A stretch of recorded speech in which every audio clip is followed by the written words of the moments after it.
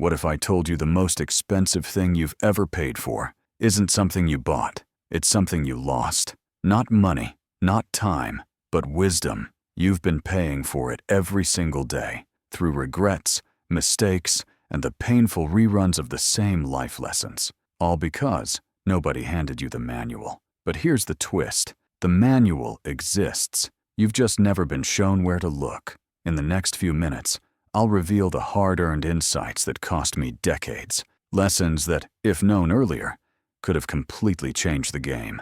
And once you hear them, you'll realize you've been walking through life with the lights off in a room full of open doors. Let's flick that switch. Chapter 1. The Invisible Operating System. Your life doesn't run on motivation. It runs on mental models, the invisible code that decides what you see, what you ignore, and what you believe is possible. But here's the scary part. Most people never realize this. They move through life thinking they're making free choices, when really, they're playing by rules they never chose. Ever wondered how two people can face the same situation, same challenge, same resources, and one thrives while the other sinks? It's not luck. It's not IQ. It's the lens they're looking through. Most of us have been handed a scarcity lens, especially around time. We believe there's never enough. But what if time scarcity isn't real? What if it's just poor design, caused by reactive living instead of intentional thinking? Upgrading your mental models isn't about reading more books. It's about rethinking the thinking itself. But, and this is crucial, you can't upgrade what you can't see. That's where tools like inversion thinking and belief disconfirmation come in. These aren't just mental exercises. They're flashlight beams into the subconscious. And once you spot those patterns, you can rewrite them. Chapter 2. The Real Currency. You're losing your most valuable asset. Not time, not money. Attention. In an economy designed to hijack it, the ability to focus deliberately is a modern superpower. Yet most of us pour our attention into things we don't even value. It's like investing in stocks you don't believe in and wondering why you're broke. Here's what I wish I'd understood earlier. Managing your time doesn't matter if your attention is scattered. It's like pouring water into a cracked bucket. Want leverage? Practice radical selectivity. Start saying no like your future depends on it, because it does. And here's the twist. The key to smarter focus isn't more knowledge. It's less noise. What if the goal isn't to know more, but to unlearn faster? That's how you start filtering wisdom from trivia. Chapter 3. Decisions.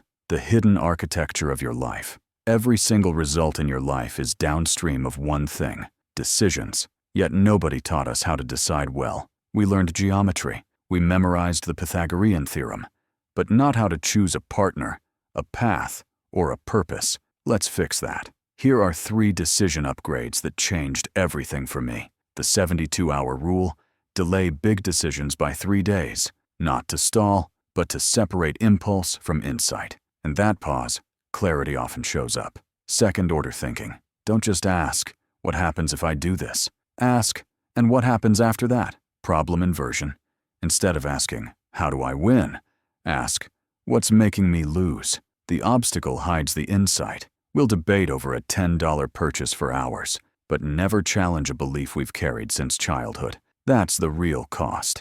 And here's the kicker. Most bad decisions aren't bad. They were based on faulty definitions of the problem. Upgrade your questions, and your answers will follow. Chapter 4. The knowing-doing gap. Knowledge isn't power. Applied knowledge is. But here's the paradox. We've never had more access to information, and yet, implementation is rarer than ever. Why? Because we worship learning but neglect doing. We binge advice, take notes, nod wisely, and then change nothing. Here's the truth most won't tell you. The most transformative people aren't the ones who know the most. They're the ones who apply the least, but with precision and consistency. Tiny actions, done daily, beat massive actions done occasionally. The person who applies one insight relentlessly will lap the person who collects 1,000 and applies none.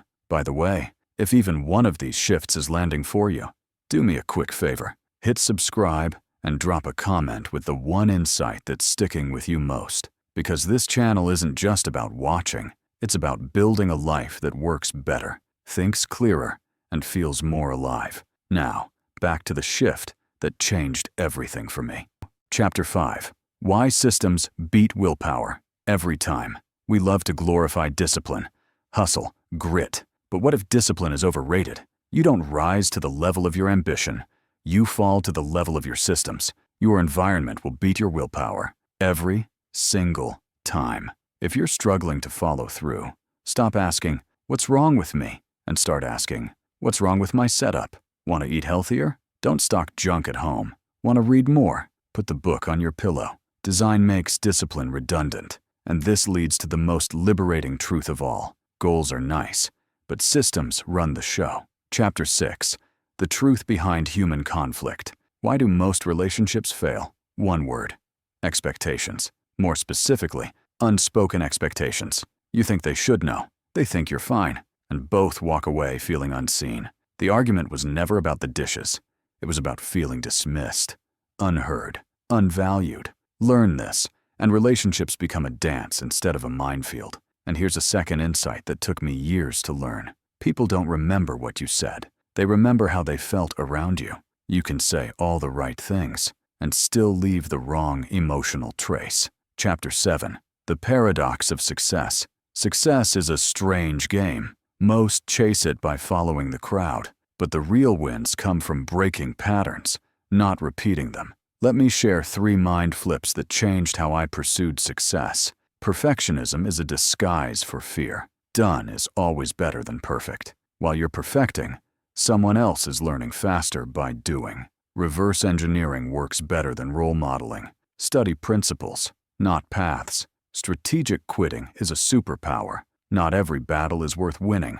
Let go of the ones that drain you without return. Persistence isn't holy. It's only smart when it's directionally correct. Chapter 8. Identity is destiny. Most people try to change behaviors, but true change happens when you change identity. Stop saying, "I want to write."